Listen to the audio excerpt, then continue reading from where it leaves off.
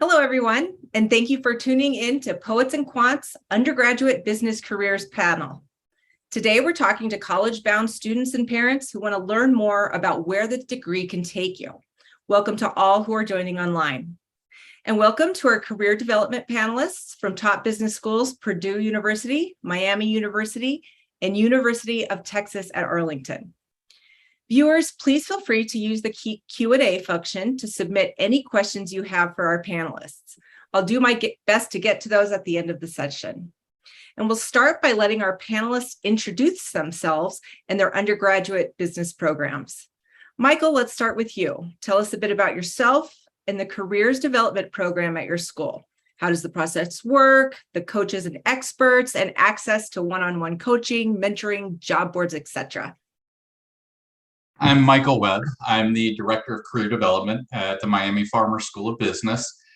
We are kind of lucky. We're somewhat unique that we are the only school at Miami that has its own career development department exclusively for the school. And really, we take a pretty early on approach to career development. It begins with our first year core classes where we're introducing students to Handshake, LinkedIn. We're helping them build resumes, helping them build their LinkedIn profiles, getting them prepared for real world skills on the job. So every first year student is required to take a programming class in Python. They're required to take an entrepreneurship class that teaches them storytelling, along with their business core. So they're all required to attend career fair. So just last week, we had 4,500 students attend our career fair. At least 1,100 of them were our first year students because they were required to be there. But we wanted them to get a taste of that career fair experience and start to network with employers. That is something we absolutely emphasize throughout the process.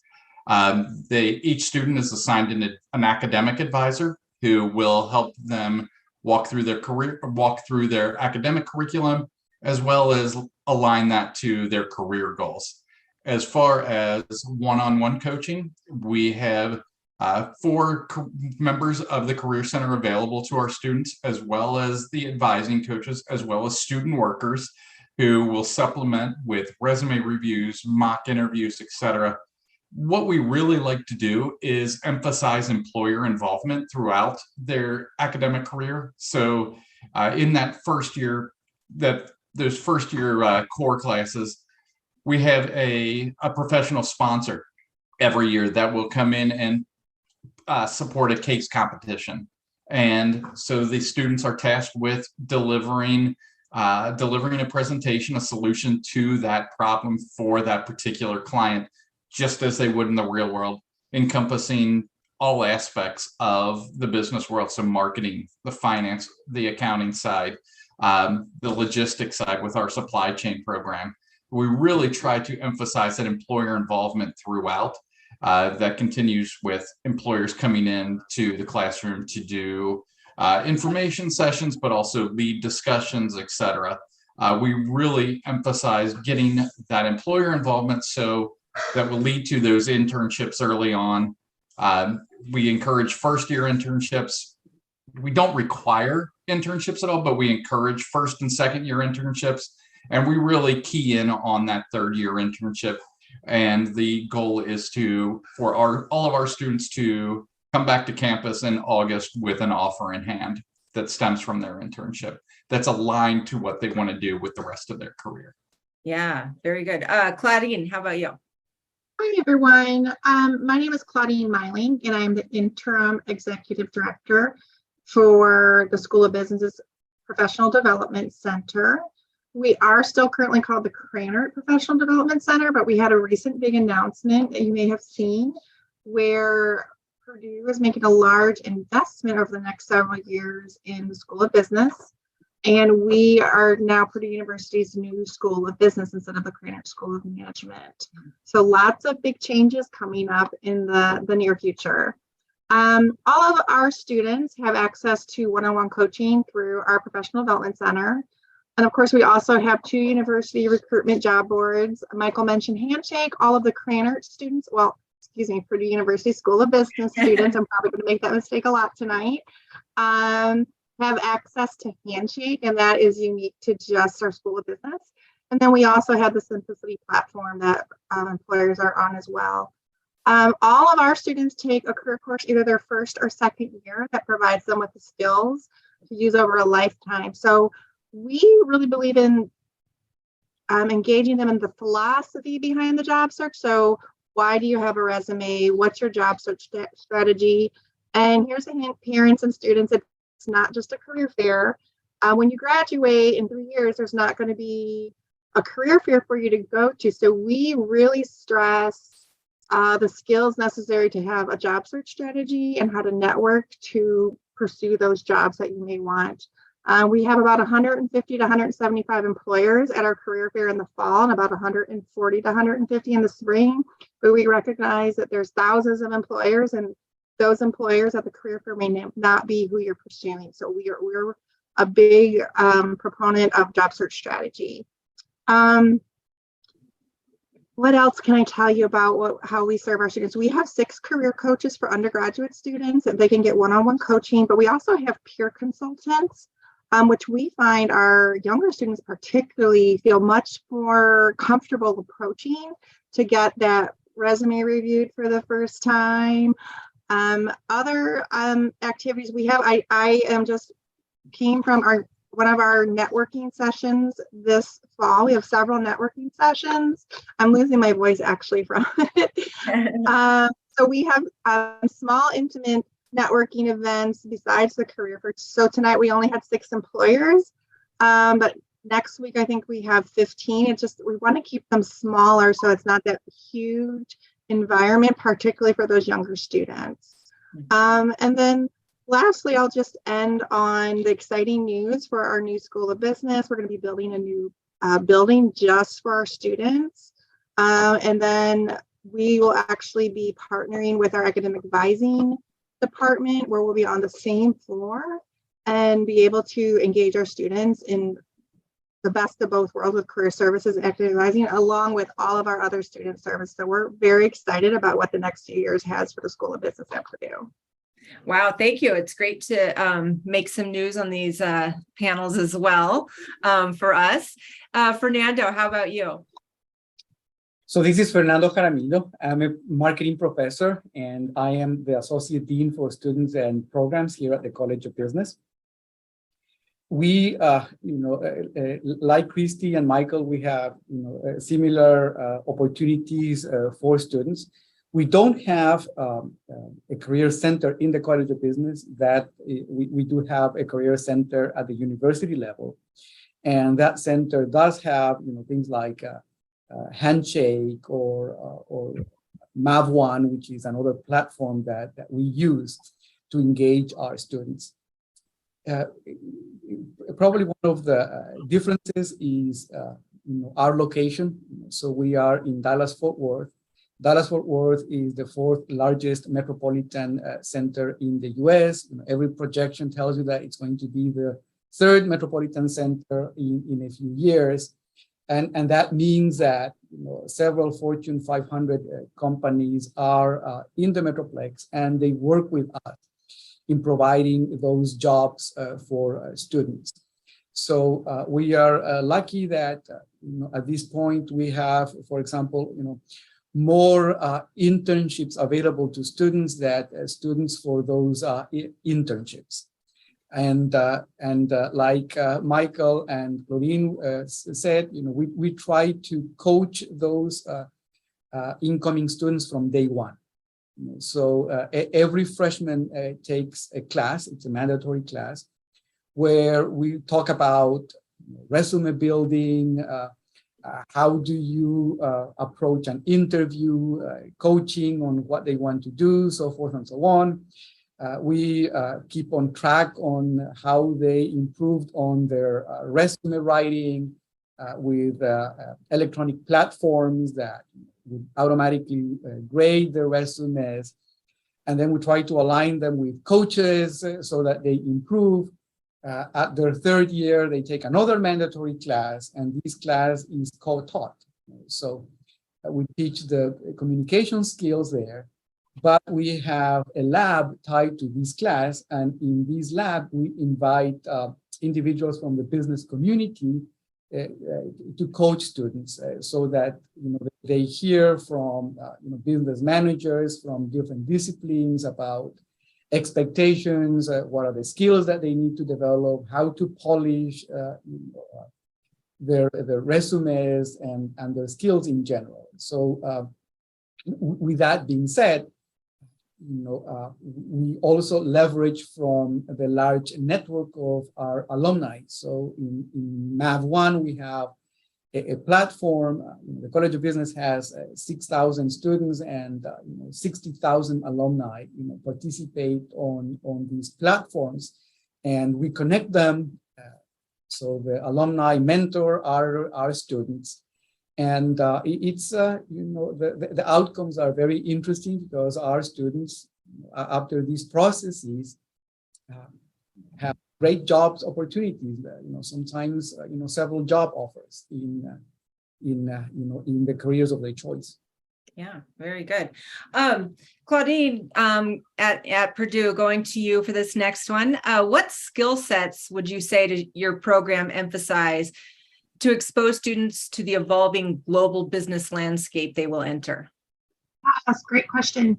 So Purdue School of Business is known for being highly analytical, and we are also now with this new endeavor, we have a theme to be able to write well, speak well, and interact well as well. So you can't just know the analytics. To get behind that, 2 years ago, I was part of a team that developed a career-bound program, and our career-bound program is embedded in the curriculum as well as co-curricular activities, such as tonight's event, to help students develop the key skills identified by employers through NACE, which leadership, communication, professionalism, critical thinking, teamwork, self-development, technology, and equity and inclusion. So those are embedded into our curriculum as well as these other activities. And we have a gamified app that helps, engage those Gen Z students as well. But our curriculum is highly analytical, but we know that these soft skills are very important to employers and have our students be career ready. So we are definitely we've created an entire program around that called Career Bound, that we are engaging our students and to ensure that they have these skill sets and that they're ready for employment when they graduate. Yeah, very good. Fernando, back to you at the University of Texas at Arlington. What are those skill sets that your program emphasizes for getting ready for the global business landscape? Christy, the College of Business partners with the business community. Mm-hmm. We have boards at the program level, and we ask the question about skills and what skills should we emphasize, and then we embed those skills into the curriculum. So for some programs, the soft skills might be more important. For some other programs, the hard skills might be more important because we serve a very heterogeneous population of students, and also businesses have multiple needs. Mm-hmm. So each program is going to listen to the business community and then incorporate those skills into the curriculum. And as Claudine said, we measure these competencies that we are developing in students, and then also we, sometimes trial and error, we find, how to teach those competencies, and then eventually we also track, how these skills, gave students opportunities for their first job and for career advancement. Mm-hmm. Yeah, very good. Michael, how about you? I think I'm going to kind of sound like an echo with Claudine and Fernando. It's very much interaction based with employers and getting that feedback and understanding what they are looking for, and then somewhat tailoring the curriculum along with core fundamentals to match that. we really get that feedback through quite a bit of case competitions. It's something we encourage in our classrooms across every major we serve. So we really try to bring that in, and also try to make those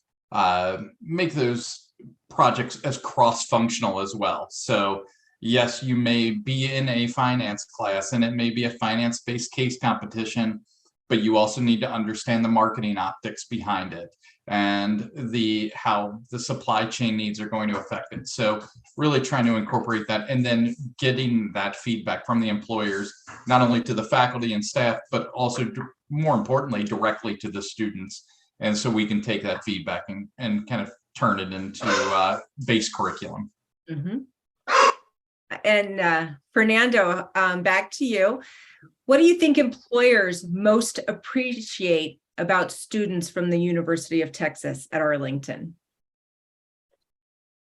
When we talk to employers, the common denominator is that when they hire one of our students, we call them Mavericks. When they hire one of our Mavericks, they know that it's that these are highly competent individuals that are going to get the job done.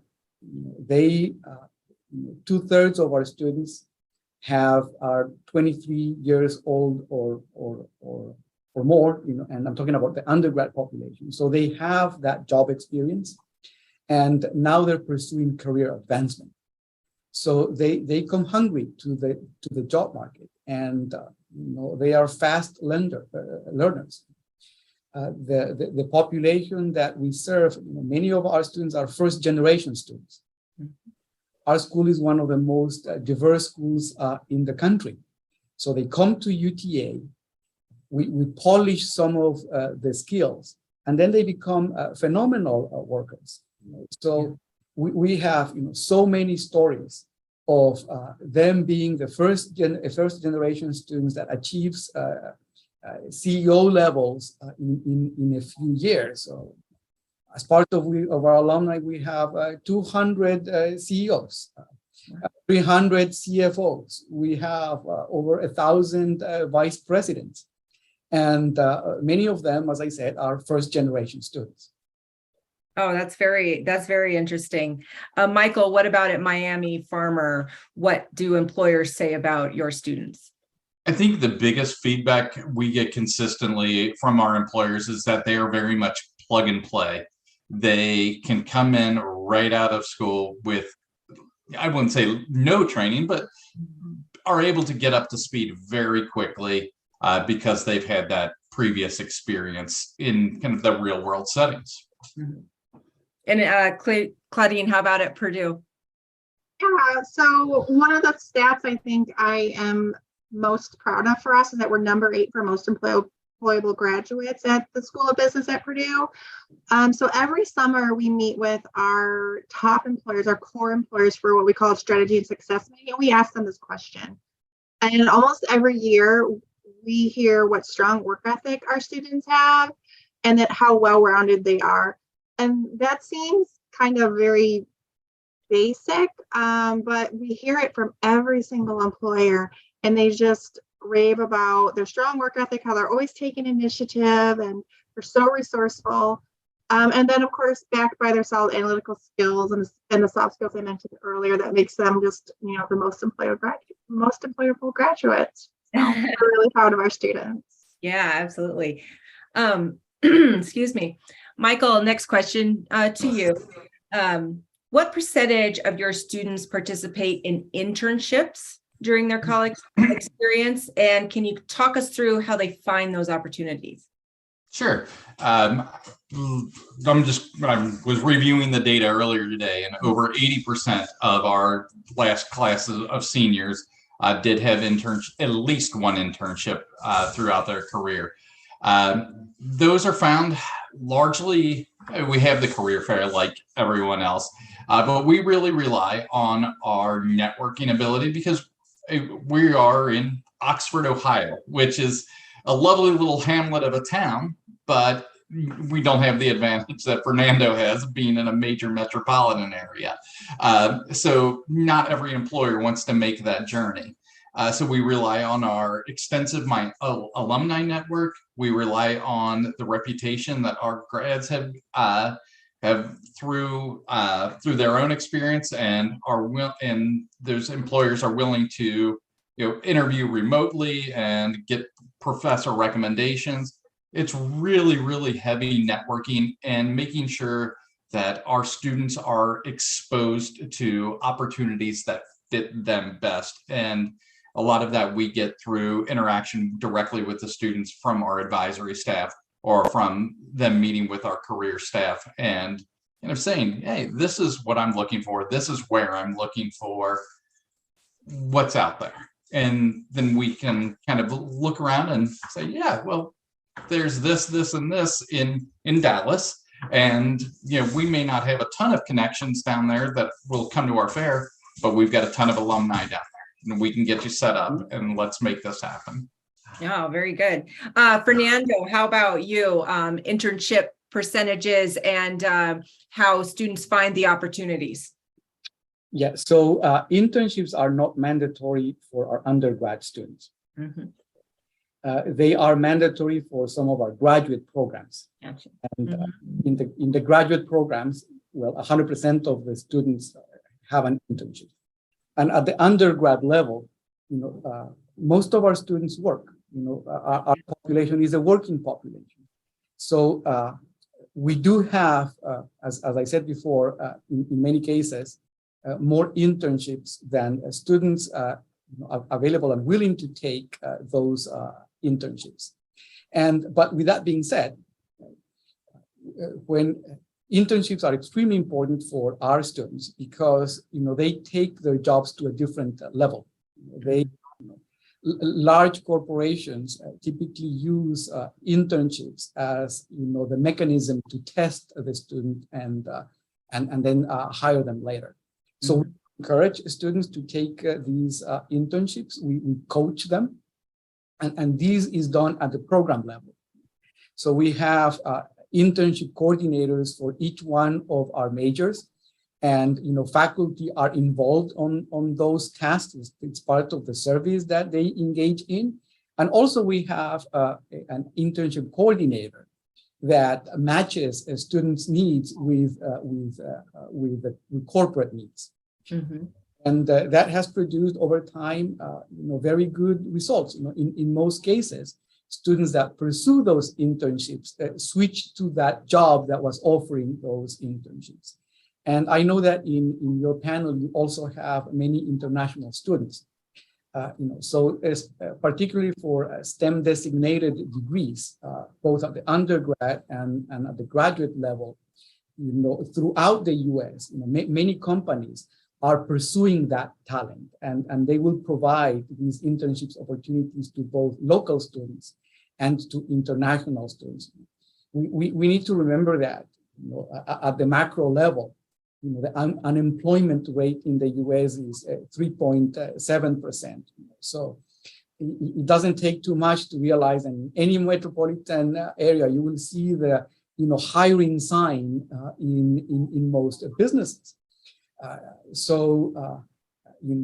Universities actually benefit for that, because we're in a very good competitive position where actually industry is competing for that talent. And again, this adds value to business degrees. Yeah, absolutely. So Claudine, going to you, do you want to talk about your most recent graduating class? What was the placement rate look like for the class of 2022? Mm-hmm. And then how about a few months after that? Yeah, so we capture our data, like you just said, a few months after. And for the class of 2022, we haven't quite ended the collection of that data. We're getting close, and it looks similar to last year. So our final stats for 2021, we had 92% of students that had either accepted an offer or accepted our plan to go to graduate school and had been accepted, an additional 1% that had joined the military. So that final stat was at 90% of students that had accepted. 75% were employed, 16% were going to grad school, 1% had joined the military. Oh, very good. Fernando, what about at the University of Texas at Arlington? So for the College of Business, our numbers are very similar to Claudine. They vary every year, and over time we have seen that improvements there. And as I mentioned before, most of our students already work. Mm-hmm. When you ask the question about are you employed, well, you're going to get close to 100% answer. So we mostly rely on career advancement type of questions. Upon graduating, is there another job offer that you are pursuing, so forth and so on. Yeah, interesting. Okay, Michael, how about you? So we're kind of still ongoing and collecting that data as well. I think like everybody else, our initial placement rates were about 81% at graduation. We've seen those steadily grow over time. So we're are on pace about 90 to 91%, 92%. So right in line with an additional, I believe, 4% that are continuing into grad school. All right, very good. Fernando, talk a little bit about your graduates of the undergrad program. What kinds of careers are they pursuing? Oh, so we have 11 majors, and actually we also have 5 undergrad certificates. And most of our undergrad students pursue double majors. Mm-hmm. So it depends on the major, and yeah. But we have a very successful business analytics program at the undergrad level. Our students from the econ program do extremely well. We are the only school in the state of Texas that has a STEM designated program in economics at the undergrad level. And many of them 5 years up after graduation are having 6-figure salaries on those type of programs, the more STEM designated programs. And on the rest of the students, you will see that a significant portion of them, like many of them, their initial job when they came to UTA, they were into sales, they worked in retail, and many of them still pursue sales, but now it's business to business sale in a larger company. So again, there is an array of talent there. But the common denominator is that the overwhelming feedback that we get from them is that there was career advancement. Yeah. Regardless of the program, the skills that they learned were useful so that they were able to get a better job. Yeah. Well, and that is certainly important. That's why everyone's in business, right? Michael, how about at Miami Farmer? Talk about the graduates and the kind of careers they're pursuing. Like Fernando, our programs are highly variable. So the accounting, finance, and economics students typically trend heavily towards the Big Four consulting firms, the Big Four accounting firms. That's where we have deeply embedded relationships, and so we're seeing. And then if they're not in the Big Four, then they're going to a lot of those next 8 type firms. Mm-hmm. And we're starting to see that trend also in supply chain and data analytics. And even marketing, which has been kind of surprising. We're seeing a lot of our marketing grads move towards consulting and marketing analytics and marketing research, as opposed to the traditional sales advertising type channels. So that's been an interesting turn. To echo what Claudine said earlier, business is becoming so analytics based that we are seeing the careers follow in that path. Mm-hmm. Yeah, Claudine, what about at Purdue? Yeah, exactly what Michael said. Analyst positions are very popular. It's every type of analyst, financial analyst, supply chain analyst, business analyst, operations analyst, Investment banking analyst is very popular here. Marketing analyst. We even have students in a solar data analyst. So very interesting. And then, I mean, I think maybe companies can be a little bit more creative with their job titles, but we've got the usual suspects too, just consultants, project managers, audit associations. We have a really strong accounting program, so several accountants. And then we have the fun ones like Ferris Trader, trainee, forensic accounting. That sounds exciting.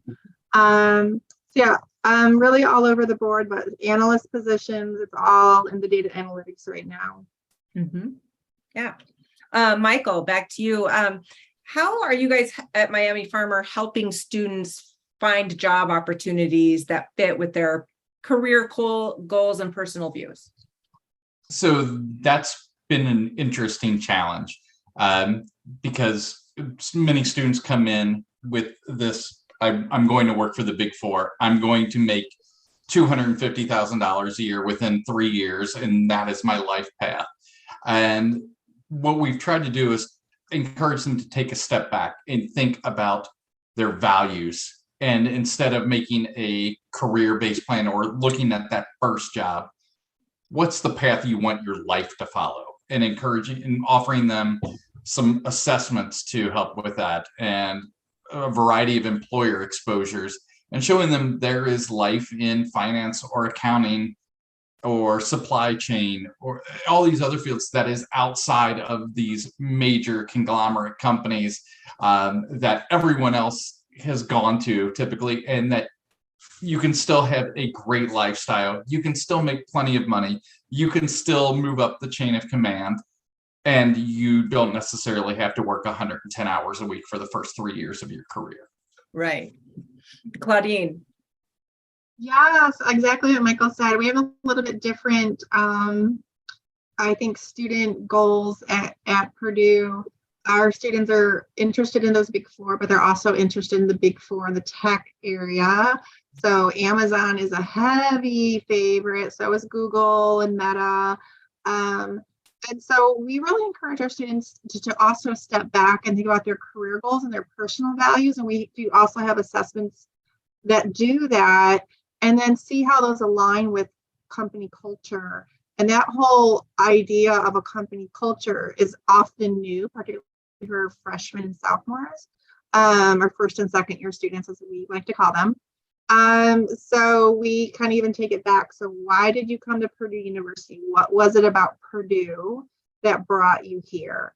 Or we, talk about hobbies with them, and, we try to help them align those things. So if they're really into fitness, they probably don't want to go work at McDonald's corporate office. Nothing against McDonald's, but they're more probably fit with Peloton or Patagonia, if they like outdoor hiking. And then those simple things, like sharing those with them, it starts to click, and they're like, oh. So we have an exercise that we do with them to track down their top companies where they might have really interest. And then we also then help them, okay, these are the brand name companies that what are companies that you may have never heard of that do the same thing or align with your values, and we teach them how to do that. And that's when you see those light bulb aha moments go off, and it's really exciting. Yeah. And how about you, Fernando, at University of Texas or at Arlington, helping students find job opportunities that fit with both their career goals and personal values? So to me, the most important aspect of your question relates to fit. Mm-hmm. So some students are going to pursue, working for the Big Four accounting firms, or some others will want to, if they're into technology, work for Google or Yahoo. However, first thing is that there are few jobs available on those companies. And number two, that in many cases that may or may not be the best fit for the student. Mm-hmm. So we listen to them, and we partner with our alumni network, and many of our alumni are entrepreneurs and have offer wonderful opportunities, sometimes with higher starting pay, than many of the large companies. And sometimes I personally tell students, well, if you want to apply what you learned, you're probably having a better chance of doing that in a mid-sized or small company than if you work for a large conglomerate where most of the things are already done and most of the processes are already there.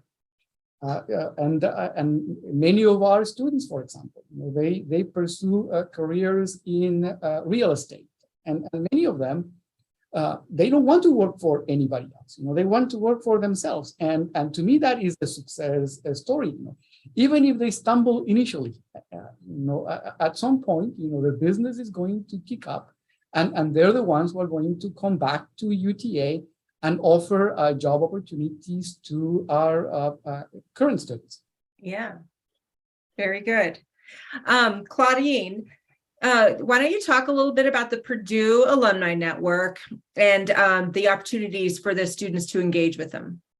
This is one of my favorite things about working for a business school and engaging with my students is our alum. They're amazing. And our alumni are just a pillar of support that our students have the opportunity to leverage from their first or even before they're on campus doing orientation. They connect with alum at every step of the way along their journey. And we have that great support because our alums had that opportunity when they were students, so then they want to come back. So at our event today, almost everybody was an alum, and that was just amazing. Within the Professional Development Center, we use alum in our career course at every step of the way. They do mock interviews for over 800 students this semester. We have an assignment that students do that teaches them how to network with alumni, and they use LinkedIn to reach out to that alumni and do an informational interview. And then we also use our alum in that career course we have 8 sections, and for all 8 sections, we have different alumni on the Young Professionals panel. As sophomores, we have what we call the Krannert Gold Alumni Mentor Program. Gold stands for, obviously, black and gold are our colors, but gold stands for graduates of the last decade. So every sophomore student that wants an alumni mentor during their sophomore year can request one, and we match them with them. And of course, alumni serve as judges for our case competitions. They mentor the case competition teams. There's just every step of the way, our amazing alumni network supports our students. And we've had 2 tailgates already this semester with over 300 alumni at them. For a very average football team, that's a great turnout.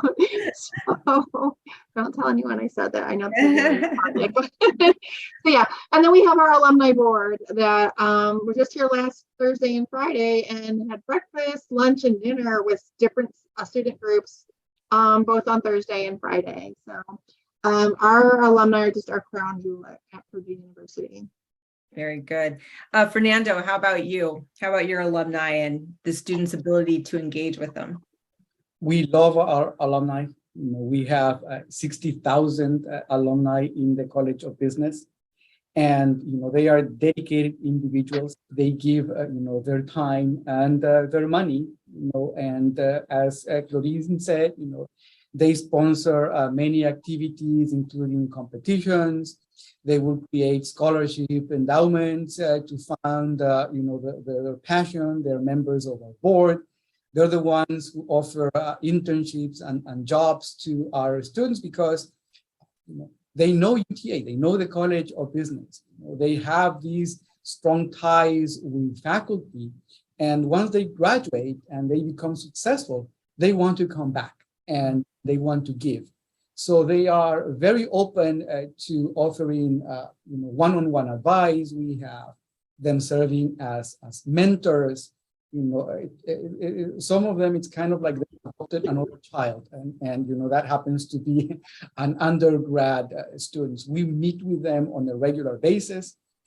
We also cluster them, and each one of our programs have their own group of alumni where they work, and these creates win-win opportunities for them. They're able to recruit our students, And also our students benefit from learning from the experience of individuals that have been very successful.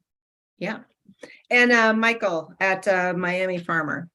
Yeah, so Miami has been great. They've set up an alumni network in particular that is run through the school. So it's MU Connect, administration, staff, students, faculty can all join, and it's an easy way to network. And then, of course, we advise students to connect through LinkedIn as kind of an easy, soft introduction to a lot of companies. And much like Fernando and Claudine have said, our alumni love coming back to give back. And whether they're coming back for coffee chats as a representative for an employer, they're coming back to do coaching on case interviews, or coming into our career explorations panels to talk about their lives. They love to come back, and we do everything we can to enable them. And I was talking to a faculty member today, those students seeing a young alumni coming back and telling them, these are career paths you can take, or this is what life's like in this profession, is going to have it has so much more impact than me or a member of my staff or even a member of that faculty saying that to them, because it's a face they trust and they can relate with. Yeah, very good. So we just have about a few minutes left. So I'm going to give each of you a brief moment to tell us, any final thoughts that you have about your career development programs and how students or parents can find out more information about your particular school. And Fernando, if you just want to start with that. So the advice, for both students and parents is, to take advantage of the many opportunities that universities offer. To be successful, it's not only about earning an A or a B in a particular class. They have to be able to reach out, to be proactive in talking to these alumni. CEOs are people, right? And every time we talk to the CEOs, they tell us, I don't know why, these students were very shy on talking to me. So they have to get used to that and go up to as many events as you can. Again, network online and face to face. If a company CEO sees your face more than once in an event, that will add value incredibly, because probably that's the person that is going to hire you, or not directly, indirectly.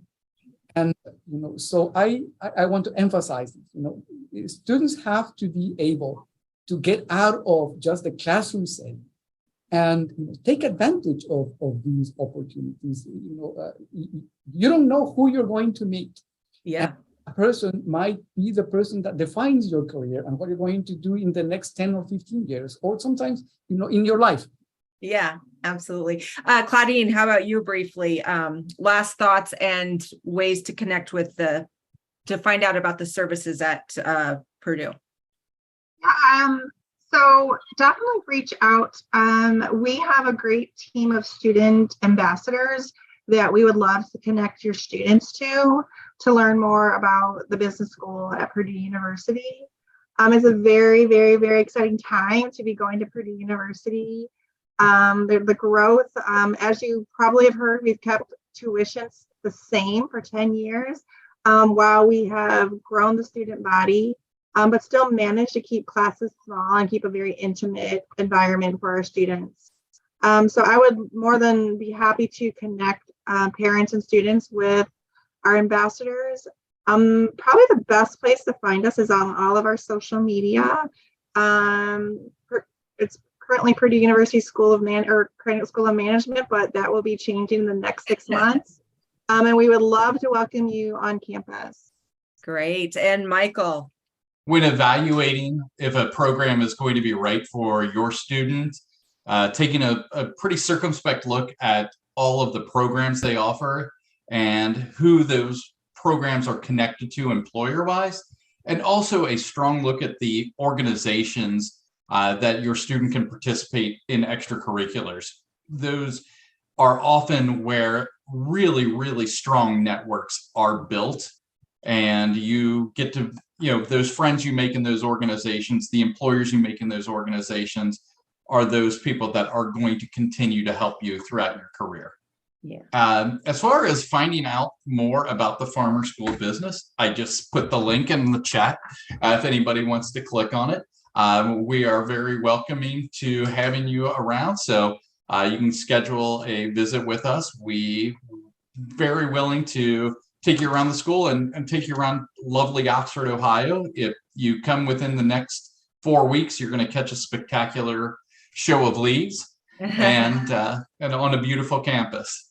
All right. Well, thank you so much, everybody. We are out of time, but I greatly appreciate all your great advice and insights that you afforded to the parents and students out there. And just remember that we have a lot of other great resources at Poets&Quants for undergrads.com. You'll find a lot of these school profiles, stories on individual programs, and a lot more. Thanks, everyone, for watching, and have a great evening. Thank you. Thank you.